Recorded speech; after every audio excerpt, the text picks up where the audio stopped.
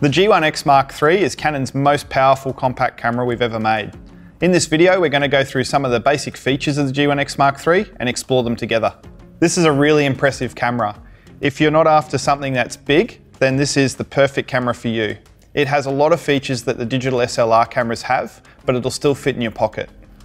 Let's take a bit of a look through the buttons and features on the G1X Mark III in detail. Just having a quick look around the camera to start with, we notice a few familiar buttons across the top, such as our mode dials, on, off, shutter release, and we also have an exposure compensation dial here. We'll go into a little bit more detail further soon. One of the things that makes this camera really versatile and easy to use is on the front we have two adjustment dials. First, we have an aperture adjustment ring which is built into the lens. This will allow us to adjust our aperture very quickly with the twist of a wrist. Also on the front, you'll notice a multi-function dial which will allow us to change our shutter speed when we're in TV mode or manual mode. This dial can also be custom function set to do other things. Also, while looking at the top of the camera, you'll notice that there is a built-in flash. On this model, this is manually operated simply by lifting the flash up and placing it back down when you're finished. Behind the flash, you'll notice there's a hot shoe connection. This connection is perfect for external speed lights. On the rear of this model, you'll notice that there is a built-in electronic viewfinder. This is great if you want to use your eye rather than using the screen on the back to get your composition to take great photos. This model also features a flip-out touchscreen. Currently packed away, I simply pull this out to the side, rotate and replace. The G1X Mark III also comes with a lens cap, so be sure to remove this before you start taking pictures. In reference to the screen, this is also a touchscreen model, which means I can simply press on the item that I would like to change and rotate the front multifunction dial accordingly. In this example, I can change the shutter speed quite easily, or use my finger to swipe up or down. Aperture is as easy as touching and swiping. Over to the right-hand side, you'll also notice a few buttons. Right at the top left where your thumb rests is a little red dot. This is the movie record start stop. Below that we have a star or asterisk key. This is your exposure lock button, same as on your EOS cameras. To the right of this we also have an autofocus point selection key.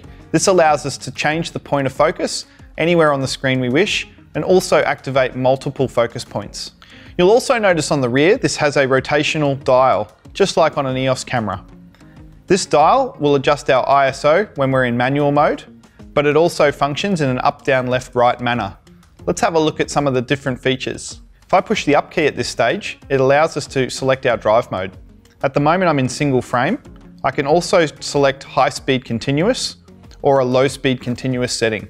This is handy for high speed action. In relation to flash options, this camera has a manual pop-up flash.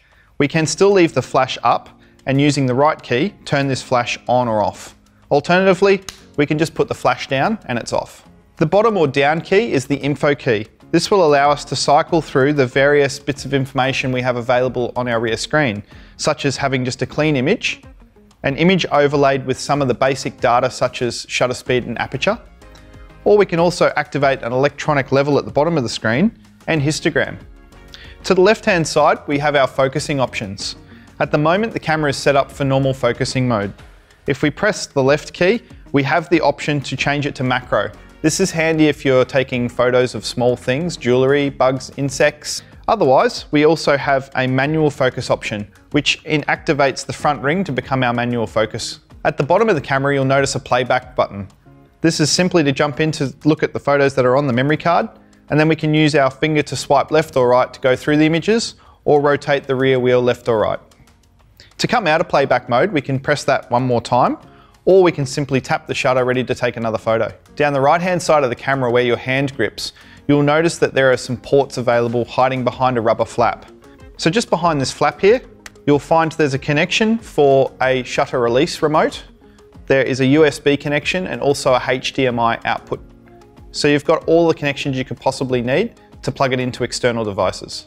Also worth noting at the very bottom on the right-hand side, this enables very fast access and ease of transfer of photos between your Canon camera and your smart device. As this model also does video, you'll notice at the top either side of the hot shoe a left and right stereo microphone, and also in the left-hand side at the bottom a speaker for playback.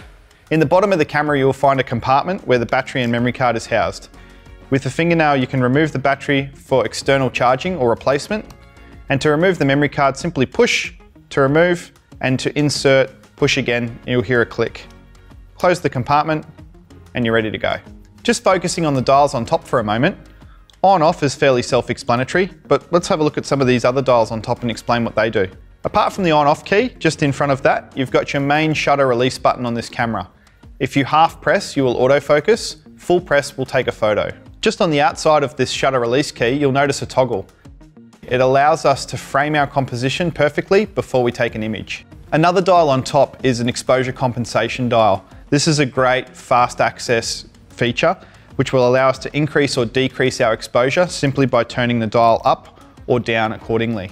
If I'm looking at my composition and I think it's too bright, without having to change any other setting, I can simply turn my exposure compensation down to darken the image or turn it up to increase the brightness. Another handy tip for you when playing with exposure compensation is make sure you reset it to 0 between frames. Over to the top left, you'll notice the main mode dial for this camera. Like many of the EOS cameras, this has a locking button in the center of the dial.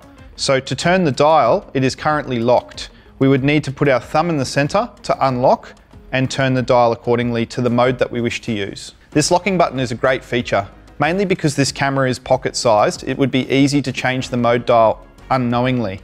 You'll also notice with this model that when you put your eye up to the viewfinder, the screen turns off. There is a little diode in next to the electronic viewfinder which detects when your face is present and turns the screen off, saving battery power and also creating less distractions. Let's have a look at how we can change our aperture to change our creative effect. Firstly, on top, I've selected the AV mode on my mode dial. You'll notice on the rear screen, I'm presented with a composition of 3 items. At the moment, I'm shooting at f5.6. This will give me a very shallow depth of field. If I half press on the shutter release button, you'll notice a green box illuminates. This signifies that the image is in focus, and all it's waiting for is me to push a little harder to take the photo. When I play back this photo, you'll notice that our first object is quite sharp, through to the background is quite soft. This is what we call a shallow depth of field, and it's great from separating a subject from a busy background. What if we want to get everything in focus though? It might be a landscape, you're standing in front of a monument that's important, we want to capture everything. What we'll do is we'll have a look at increasing our aperture towards f22 to get a greater depth of field. When in AV mode, to do this, all we need to do is use our front multifunction dial and rotate to the right. Taking this image at a higher f-stop number is going to increase our depth of field. Let's have a look at what happens. Now we're in playback, you can clearly see all 3 items are in focus. Aperture is great for separating our subjects from a busy background, but what if our subject's moving? We need to investigate TV mode. Changing my top dial to TV, I now have the opportunity to change my shutter speed. Again, using the front multifunction wheel, I can change my shutter speed from slow, maybe it could be a half a second, through to high speed at maybe 1/1000th of a second. Whilst looking at the rear screen here, you'll notice that I have a spinner. If I shoot this at 1/1000th of a second, this is fast enough to arrest any movement in the frame. What if I want to show movement though? If I want to take a picture of a beautiful waterfall in action, maybe what I would do is suggest bringing my shutter speed down to 1/30th of a second, for example. I'm going to put my spinner in motion. When I play back this photo, which was taken at 1/30th of a second, you can clearly see movement in the image. If we compare that now to our 1,000th of a second image, which we took moments ago, you can see that it is sharp and motionless. TV mode can be used to really help the viewer at home appreciate the movement in the composition and really help tell a story. Next, we're going to have a look at manual mode. I'm going to change my dial on top to M for manual, and now I have control of both depth of field and shutter speed. When I'm in manual mode, this top multifunction wheel here controls my shutter speed. And the multifunction wheel around the outside of the lens controls my aperture. The G1X Mark III also has some fairly advanced video functions. To record video in this model, all you've got to do is use your right thumb to press the record key. 2 things will happen. Firstly, you'll notice that the red record symbol comes up signifying that the camera is currently recording. Secondly, you'll notice a timer counter starting at the top of the screen in seconds and minutes, showing you how long the clip is at this stage. To stop the clip at any stage, just push the button one more time, you'll notice the memory card light starts flashing, signifying that it's saving the video to the memory card. To play this back, we would simply hit play. Using the touchscreen, we can just hit play on the screen and it'll start playing back automatically. That was recording video generally, but if we want to have a little bit more fun with our video, we also have the ability to do time-lapse and some pretty cool effects. Let's have a look at those. Up on the top dial here, you'll notice that there is a video symbol. When we're inside the standard movie mode, we actually have the option here to use the touchscreen in the top left-hand corner to select between standard, which is what we've just shown you, short clip, which takes a series of small videos, perfect for the traveler who wants to come home and show an entire week's worth of journey in just a few seconds. We also have a full manual video mode, allowing us maximum flexibility in terms of using our aperture and shutter speed to get creative. But the feature I'd really like to show you is the inbuilt time-lapse mode. To get to time-lapse, push the top left-hand key, come down to time-lapse movie, OK to confirm. All we need to do now is select the interval and how many shots we would like in the video before progressing. To change the time-lapse settings, you'll find a button on the screen down the left-hand corner. Press this will take you into the time-lapse movie settings. We can change things such as the interval between photos, whether that be set for 3 seconds currently, right up to a minute. We can also change how many shots we would like to take in the sequence. A really key feature of this camera is it gives you some information at the bottom about how long it's going to take to capture this and how long the playback time will be. So for example, at a 3-second interval for 300 photos, that's going to take 15 minutes to complete, and the playback of that time lapse will take 12 seconds to watch. So you can adjust those two intervals according to what you would like to time lapse. OK to set and go, and then simply push the record button to begin the time lapse. You'll notice during the time lapse, down the bottom of the screen between photos, it will give you an indication of what photo it's up to, or what frame it's up to, sorry, and how many frames there are total to do. The cool thing about this time-lapse movie feature is it actually builds the result for us in camera, so we can go to playback and watch it immediately, which means no double handling, no need to use any software to process our time-lapse videos. This camera also has a bunch of preset scene modes, which makes it really easy for shooting some creative compositions. Let's explore the scene modes in the top dial here. Just changing over to SCN. When we're in scene modes, you'll notice there's a button in the top left-hand corner. Currently mine's set to portrait. By pressing this button, it gives us a bunch of options such as self-portrait, smooth skin, panorama, panning, stars. I can also go down to find a few more handheld night scenes, grainy black and white, soft focus, fisheye effect. Why don't you have a go at the scene modes yourself and see what they can do for you? Another thing you may want to do is move your AF points around the screen. There's a couple of ways you can do this. Firstly, we've got an AF point selection button on the back that we can press, and then move the AF points using the up, down, and left and right arrows. Or alternatively, take advantage of the touchscreen and simply touch the part of the screen that you want in focus, and it'll automatically jump to that point. You can either hit set to confirm this or simply start shooting. Another great feature of this model is its inbuilt ND filter. What is it? Well, firstly, ND stands for neutral density, and essentially it's like putting a pair of sunglasses on your camera. If you're shooting a scene such as sunset and it's just too bright for the settings that you'd like to use, you can activate an ND filter, which essentially makes the scene darker. To get to our ND filter, all we have to do is press set on the rear wheel, navigate down till you see ND. Move it to on, and you'll notice that the screen gets darker initially. This is your ND filter on setting. You're ready to start shooting. Remember, when playing with the ND filter, when you're finished using it, make sure you turn it back off. This model also has adjustable AF modes. To get to these, we simply hit set, and you'll notice at the top here, one shot and servo modes are available. A short explanation is one shot is focus locking, allowing you to half press, lock onto a subject and then take a frame, perfect for portraits and landscapes.